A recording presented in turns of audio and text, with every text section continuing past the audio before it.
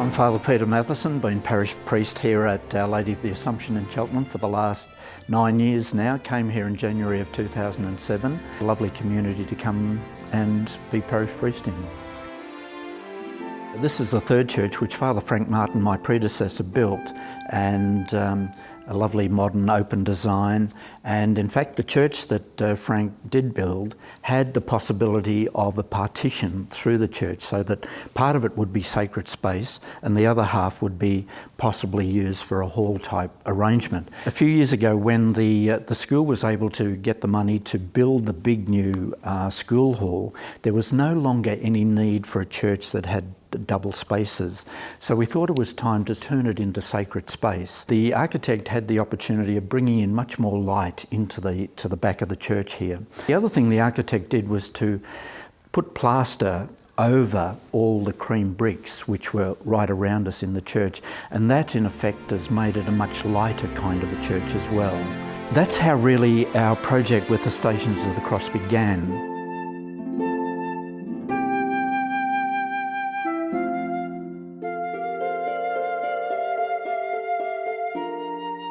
I was looking for a new parish to join. I felt the community there was fantastic, absolutely fantastic. So that's how I started my connection with OLA. People here who worked here knew of Susie, so they suggested I ring Susie and see if she could come up with a logo for us.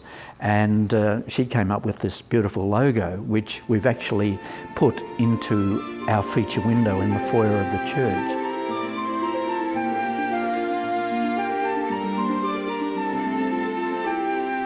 Susie's work on the logo that made me want to approach Susie to do something with the Stations of the Cross. Later he gave me a briefing. I was allowed to do any style of artwork possible you could think of. I love painting oil on linen, and that was my first choice. The only restriction I was given was it had to fit the contemporary feel of the church.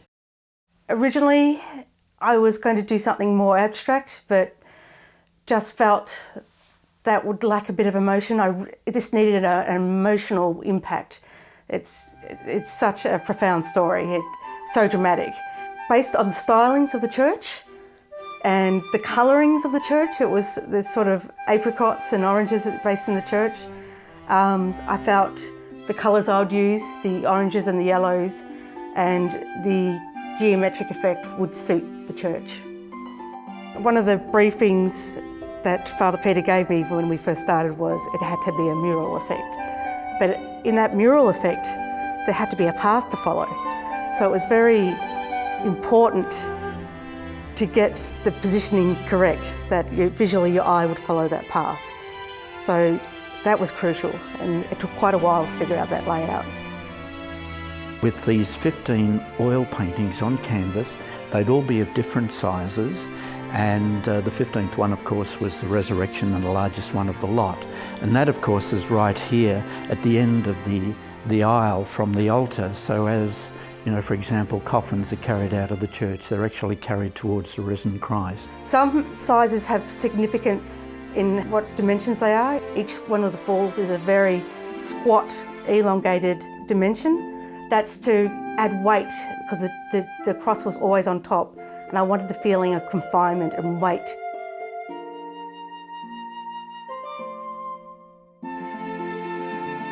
I wanted to focus really in on the emotion of what was happening, and a lot of the paintings are just close-ups of what's happening, like the nailing to the cross. It's just the moment before the nail goes in. To complete each station, to start from the beginning, I'd do a little thumbnail sketch. From there, I needed a reference to draw from, so I would usually use a family member, usually my mum, and pose her in a long flowing robe of some sort, or my karate top. And once I had the photo reference, I would then first sketch it more realistically, and then I'd break down that sketch into more geometric, stylised shape. Then I'd put my sketches into the computer. I put all my elements together and shade it and so forth. I would send that off to Father Peter for approval. She was using different geometrical lines, and these were coming through in the black and white drawings that she would email us.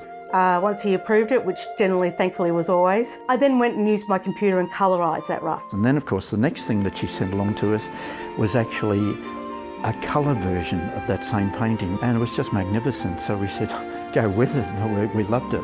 So I knew in my mind exactly how I was going to do this painting when I went and set it up on the easel. I'd have a printout of my colour rough beside me and pretty much follow that to the letter, but translate it into oil paints.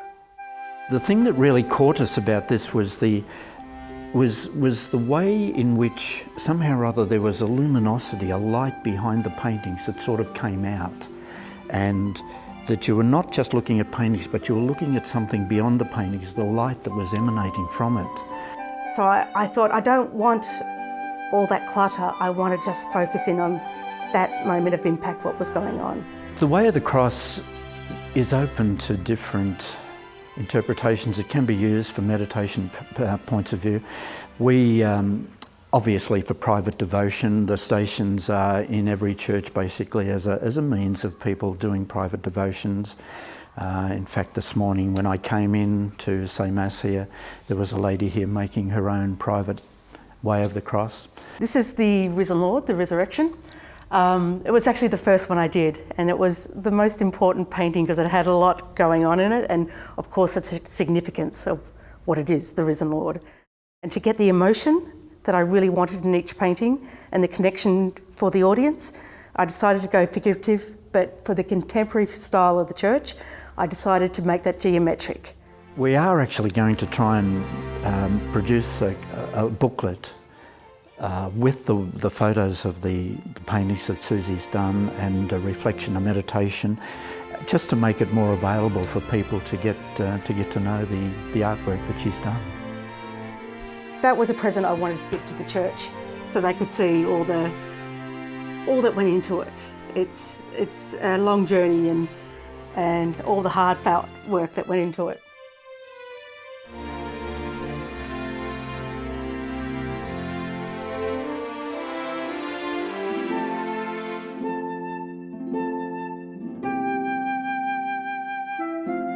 I emotionally am involved in that painting. I'm feeling what's going on in that painting, and it sort of gave me strength of character to sort of reflect on what was happening in the storyline.